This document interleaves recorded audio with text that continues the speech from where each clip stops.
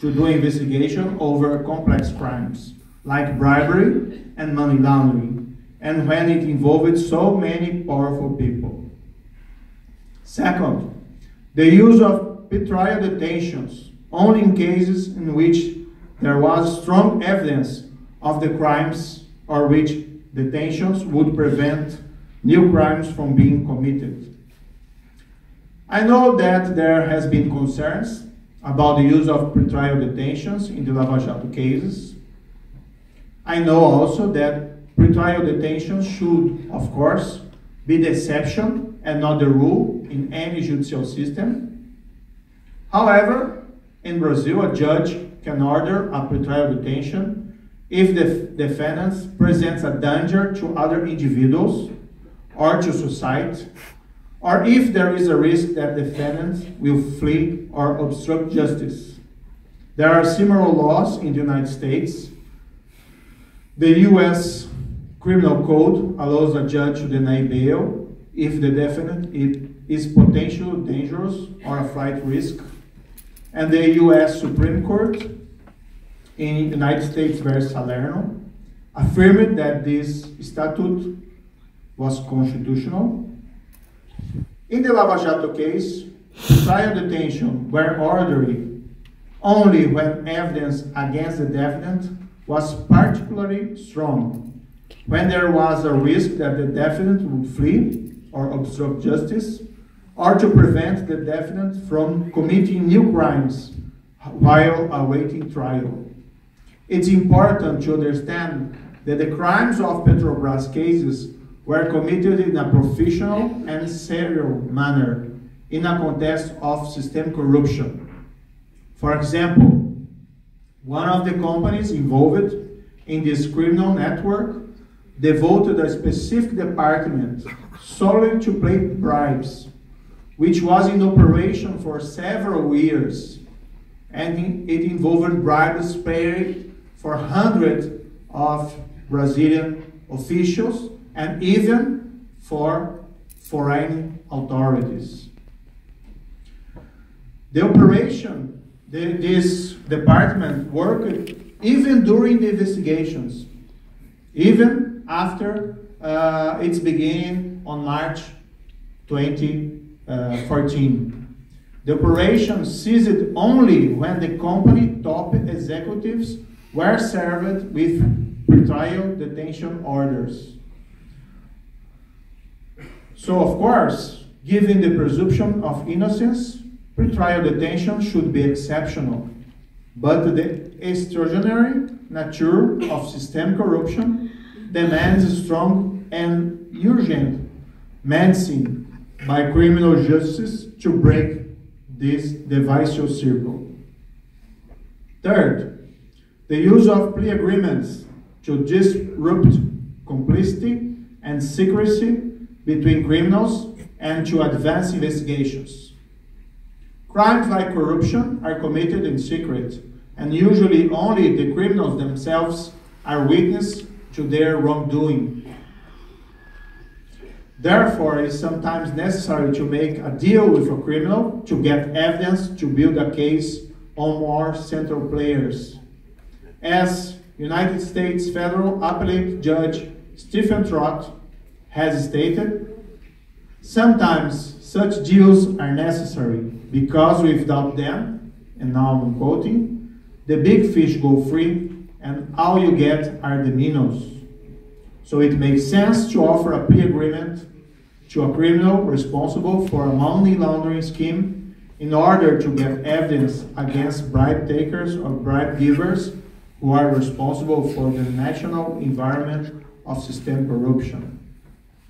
Fourth, extensive international cooperation and support from Switzerland and other countries. I think this is auto-explanatory. Without the help, for example, from foreign authorities, we would not have the needed evidence. For example, the cases involving bribes deposited in offshore accounts abroad. And let me say something that's also important. Brazil is ready to share the evidence that it obtained in these plea agreements or leniency deals with foreign countries where, for example, these companies paid bribes. I was yesterday in a conference, and there are a lot of officials from, especially from Latin America, that are doing a very impressive work on their cases involving bribes paid by Brazilian companies. And I said to them, and I said here, it's not a secret, that we want to share the evidence. Sometimes with some conditions, because we have to protect the people who gave this evidence for us because of the plea agreements or the leniency deals. But they can use this evidence against their national authorities who receive bribes in their case. Fifth, trying cases under public scrutiny from evidence and arguments to judgments. I think this was very important. Everything to do with Lava Jato cases, from prosecution, evidence, and hearing of witness to judgment and sentencing, has been conducted openly in the light of day. The Brazilian Constitution requires that the judicial process be open to the public. There is no possibility of having cases prosecuted and tried in secret. This rule of transparency was very important. Making every piece of evidence public was crucial for gaining the popular support necessary for the enforcement of the law, and helped prevent attempts by powerful defendants to obstruct justice. 6. Strong public backing to prevent attempts by powerful defendants to obstruct justice. Of course, the judge has to try the case based on law and on evidence, and not based on public opinion. However, in cases involving criminal charges against powerful defendants, public opinion could work as a shield against improper attempts to obstruct the work of justice.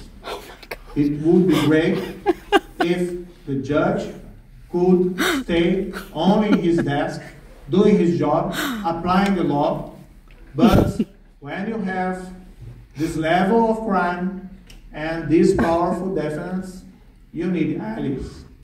And public opinion could be an important ally. Of course, the judge could not subordinate his judgment to public opinion, but it was important to avoid attempts to obstruct justice. Above the law. Incredible. The last one, speed criminal procedures and trials. This should be auto-explanatory, but there is an interesting history here. A little bit long, but I think it's worth. Until recently, the enforcement of a criminal conviction was possible in Brazil only after the case reached a final decision that could no longer be appealed. Enforcement of a criminal sentence depends on the judgment of the last appeal. Only then would the case be seen as transitado em julgado, or tried with no possibility of appeal. Years, however, might pass between an initial judgment and a final sentence. This rule emerged from a 2008 Supreme Court decision